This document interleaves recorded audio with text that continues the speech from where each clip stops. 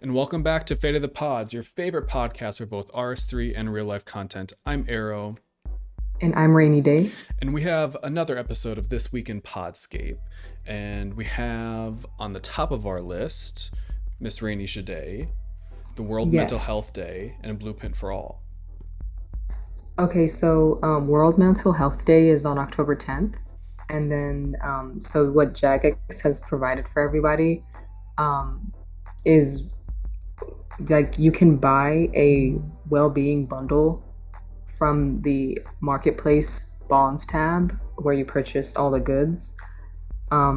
It just costs one bond and it gives you a bunch of goodies like the Stone of Meditation, which was like the idea of it came about like months ago, but they're bringing it back. So once you activate it, it'll give you 4% XP for like an hour, and everybody around you will get 2%.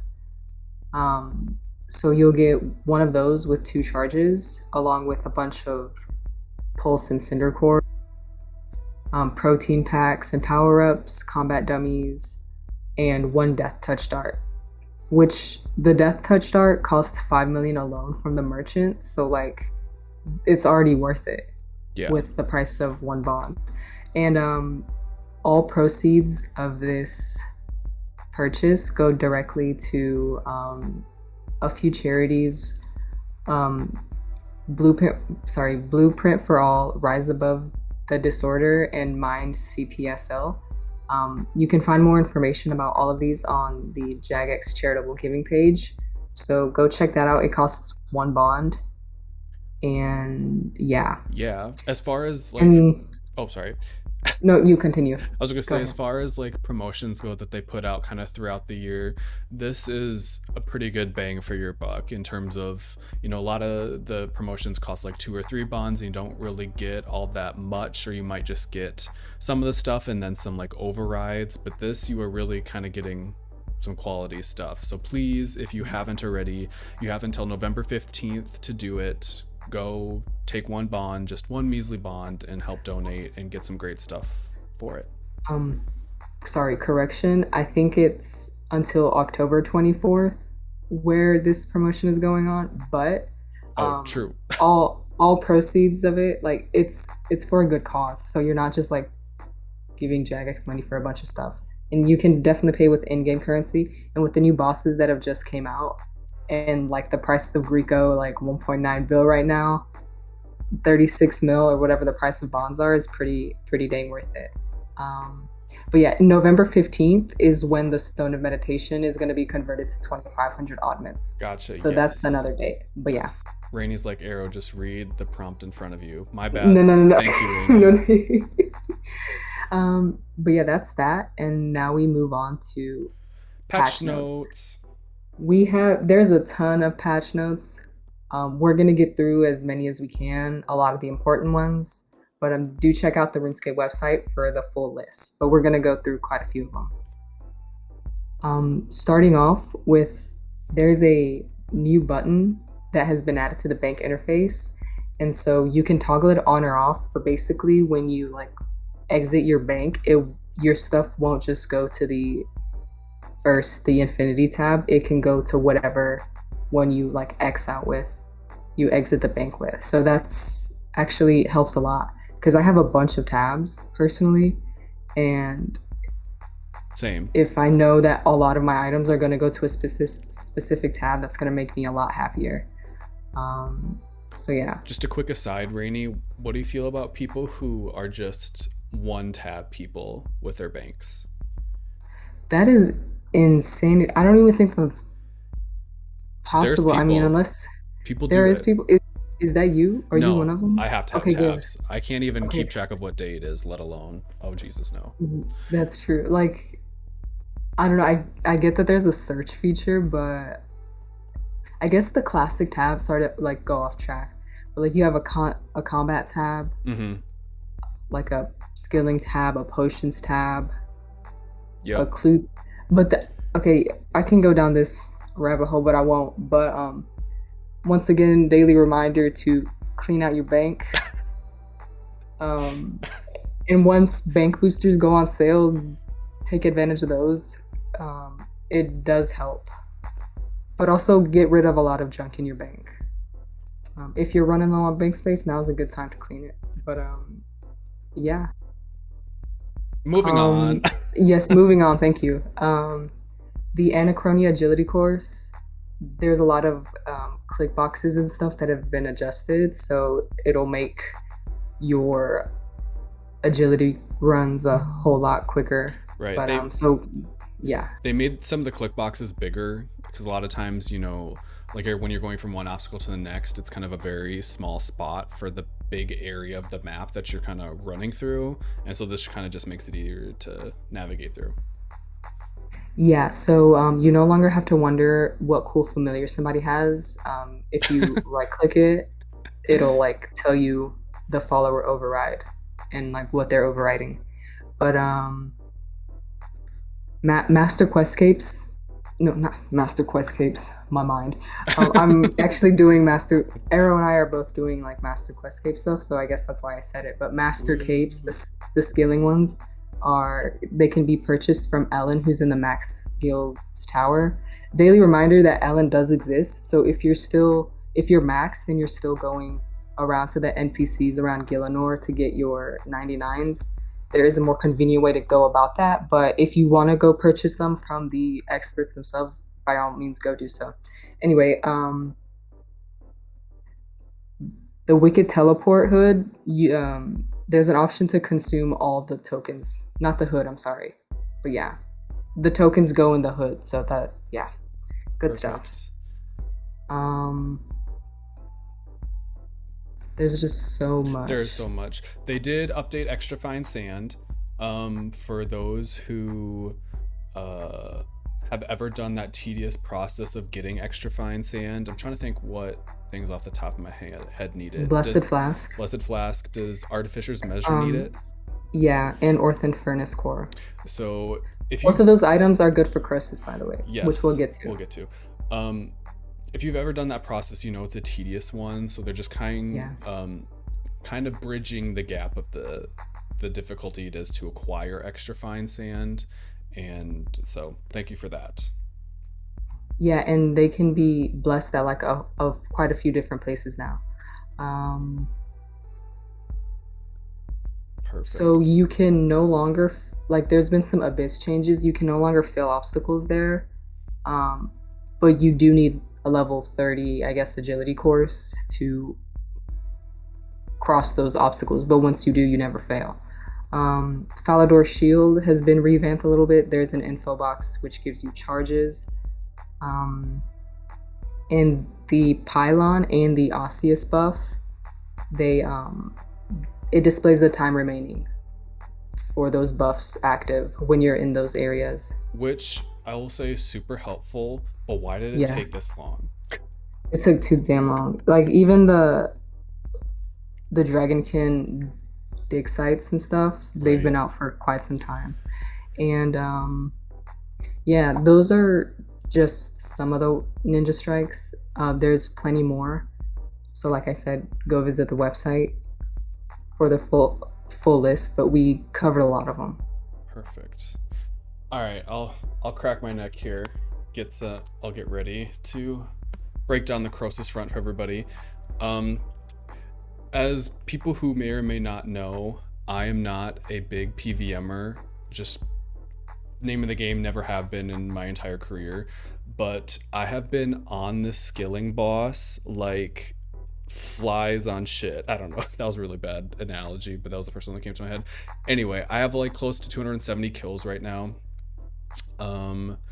And yeah, I've just been grinding the Croesus boss, and there has been a lot of updates that we need to talk about that happened. I know a lot of you. Wait, before you continue, I'm so sorry to cut you off, man. I just have to say this. This boss could not have come at a better time, because we all know that the struggles that Aerro has gone through to get Master of All. He finally got his last pet, which was the prayer pet. Yes, yeah. Yeah, congratulations. At like 125 million XP, and he was damn broke. He wasn't in debt, but he was very broke. And now he's far from it. He's been making a fuck ass ton of money, so I'm happy for you. Thank you so much. But yeah, that's what I cut you off for. But yeah, I'm happy for you. Thank you. Okay, so first, what we're gonna do is talk about some of the fixes, and by fixes, these were things that were not intentional to begin with that needed to be addressed. So a bunch of stuff that you guys know. You know that there was an issue that the dyed variants of the new rune crafting, or the grasping rune pouch, were not able to trigger their special effect of saving runes, kind of beside the point. There were, for those of you who were doing the skilling activities, the gathering nodes outside of the Croesus area, if you went to go sell or buy in the Grand Exchange, there was like 2 duplicates of the different things. There was like the same, like it would say like timber fungus or timber fungus. There was like 2 different versions of the same exact thing that were both on GE, and it was super confusing. Just I guess a quick tidbit, they did up the buy limits for those. You can get 10,000 in buy limit for the standard and 5,000 of the enriched, so that's up from like 100 of each, I think. So that's really nice. And you can also buy the soups now, which is awesome, because I think that's going to keep some of the prices of those enriched fungus and the standard fungus up now that people can buy them. Okay, back to the boss. During the fight, for whatever reason, Cinderbane gloves, I think you probably even heard of this, Rainy, the Cinderbane gloves could have been used to do damage on Croesus. If you were one of those people that did do it, I was one for the first couple of days, but then we found out once someone started to put out kind of what gives you your points in the round, Cinderbanes actually hurt you, because the points are based on how much skill damage you're doing at the end, and Cinderbanes are essentially just taking away some of the HP of the boss that's not scored in your points. So it actually hurts you more than it helped you. They added the scripture to the boss log finally. For whatever reason, it was not on there to begin with. And now anything that you get, any uniques you get from Croesus are now broadcasted. Again, I don't know why this happened for Glacier too. Like, for whatever reason, the first week broadcasts were just not a thing, and it was kind of a challenge, I think, for some of the teams that were using randoms or trying to find teams. If you were gonna do splits or not was kind of like, do I put my fate in this random person that, you know, if I get a split that I'm gonna split with them, but are they gonna tell us if they get a split? So that was fun. Anyone who kind of used the Water Fiend to smuggle out some of the stuff from the boss fight and sell it for like high money. I remember at the beginning of the week, each like fungus was going for like 500k to 600k each. Water Fiend's no longer duplicate, so if you are going to bring a familiar in, I would bring in your skilling familiars, Arctic Bear, the Ent, a Granite Lobster, and Lava Gargoyle. Titan. Yeah. Okay. Or Lava Titan for whatever the respective skill is, what corner you're starting on. I don't know. Oh, I think I can say this now because I tested it this morning. It wasn't in the patch notes, but there was I'm not going to say an issue because it benefited players, but when your instance ran out of time, when you would like deplete one of the 4 corners of the game, it wouldn't recharge, so you didn't have to rot or poison it again. It would just be like dead for the rest of the encounter. But that is now fixed. They didn't address it in the patch notes, but I did do some runs earlier today after the update this morning, and at the end, once the instance is up, you can't start a new boss fight again. So you do have to redo the instance, and you can't get that benefit. The mushroom paths are now consistent. It happened for like the first day, where I guess when I say mushroom paths, I mean the ones with like the glowy things on them, not the ones that you surge or bladed dive through. The first day it worked right, where every minute on the minute they would change which ones you would have to go over, but then it stopped to where like when you would make an instance, it would be those mushrooms for the entire instance. But now they're rotating as they should. So every minute on the minute, the mushrooms you need to take will change. So if you're running, your resources from one side to the next, just keep that in mind. If the minute's almost up, to kind of wait to see where it'll change to, otherwise you'll accidentally rot one of them. What are some other big ones? I think I covered a good chunk of them. They did add a requirement to the Master Quest Point cape that I just noticed this morning when I was doing some recs. Anyway, when skilling outside of the Croesus fight in that area where you can kind of collect stuff, the enriched fungus or the normal fungus, you intermittently will get books.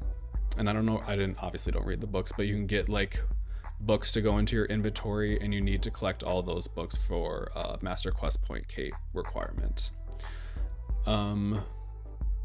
The Taga's Core Hammer and the Santa's Fire Torch will now proc getting their respective arrow tips while in the Croesus encounter. Not sure why they didn't allow you to anyway at the beginning, but now you get them during the encounter as well. So that's nice. I got myself a fire torch drop. Well, I got the thing you make into the fire torch as a drop over the last couple days, and I'm really enjoying using it. Am I missing anything, Rainy? I feel like I've just been rambling for some time. No, you got like just about all the important ones. Just a reminder that they already planned on adding this, but Croesus is a final boss and insane final boss requirement. Yes. And there's a Croesus preset added to the bank, so you can organize your presets. You don't have to name it something random. And yeah. Perfect. You got everything though, so good job. Thank you. And I know this has nothing to do with anything, but I was just running with my group this morning, and we were talking about how we kind of wish there was a hard mode Croesus. Because it's different than normal boss killing, where depending on like the damage that gets done or like the rotation of the mechanics, things can be different for every single kill, but Croesus, it's usually about the same. It's just I actually thought of that too. It's whether or not you're paying attention. Yeah, sorry. I've like thought about a hard mode and like what would be in hard mode, and I feel like I came up with some really good ideas. Dude, same. Okay, so really quick, sorry. So beyond the point of this podcast, but so I wish for the hard mode, the beginning part was the exact same, where you ended in the middle and you have to like finish the whatever node in the middle to like kill the boss, right? After that, I wish that middle center part where you're all in would like the floor would fall out underneath you, and you're gonna go underneath, and it's like all the root system, the fungus at the bottom, like the really dead stuff, and you have to do something down there like underneath that ledge area for like the second part of hard mode. That's really cool, but no, that's actually really good. I was like, that's actually really cool.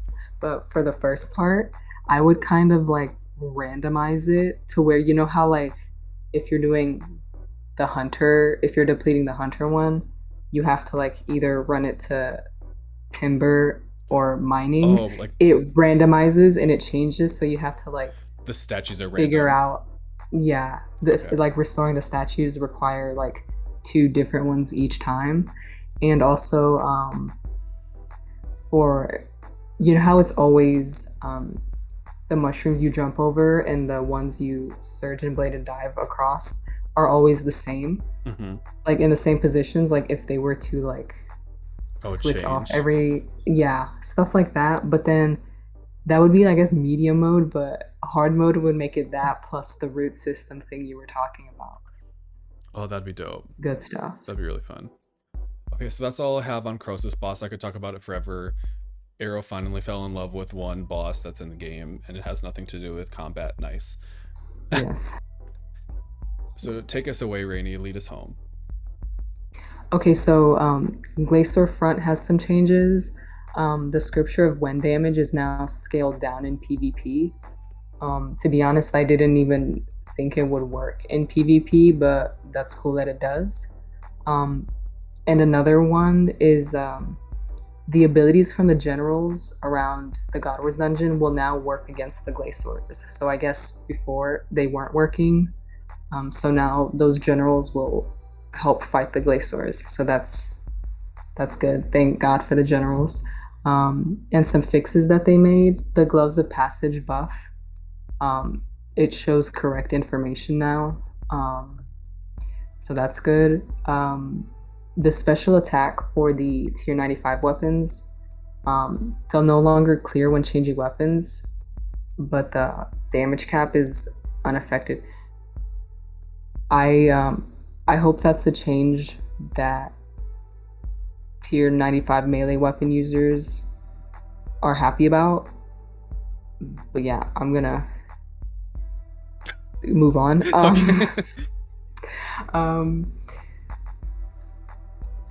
So the biggest, most important thing is the Arch Glacier as a Reaper task is now worth your while. You get 37 Reaper points for completing it, and I think you get a respectable amount of Marks of War. Yay, and let's all give claps. That's no longer yes. 21, even in hard mode. Yay. Yay. And lastly, Glaciers. Wait. Yeah. Yes. That's it for the Glacier Front. God bless. Sorry about the one I didn't explain right. Burn is mush. No surprise there. But we move on to the Node on Front. So, it'll, like, as a cluster task, dragons are grouped as dragons. So you can kill any dragon you want. It won't just be like bronze dragons. So that helps out a lot. Also, pro tip, if you ever have the privilege of choosing your own Slayer task and you want like dragons, choose dragons, don't choose the specific dragon. True. Because that way you get more. True. And if you can, kill the Hydrix ones with a Scrimshaw of Sacrifice, because that gives insane XP. The drops are trash anyway, so you get double the points. Unless you're 200 mil all combat stats, then I don't know what to tell you. But then why are you slaying? Yeah. That's so true, bestie. But yeah, the Slayer tooltip and the activity tracker are parallel with each other. And yeah. Perfect. So that was there's some other stuff. There's some other stuff. They do have other improvements. Nothing that's really worth talking about in the podcast today. Like we said, feel free to go look on the main site to read through them. As always, they are doing a live stream tomorrow, which will be today, Tuesday the 5th at 4 p.m. game time. They're doing a question and answer, and they say they are sharing some important news, so be sure to tune in. I pray to God that there's a Halloween event. There needs to be a Halloween event. They need to mention it right now so that I know, but okay. So catch the JMod team over at Twitch at 4 p.m. game time on Tuesday the 5th. So that'll be today when you guys are listening to this podcast. Yes. So thank you very much for sticking with us. Thank you rambling. All. Join our Discord. It's popping off. So join it. And they're actually having input on future upcoming podcasts for us. So yes, we look forward to seeing that grow. Yes. Like always, thank you so much for listening. We will see you on the next one. Bye. Yep. Keep the faith. Bye.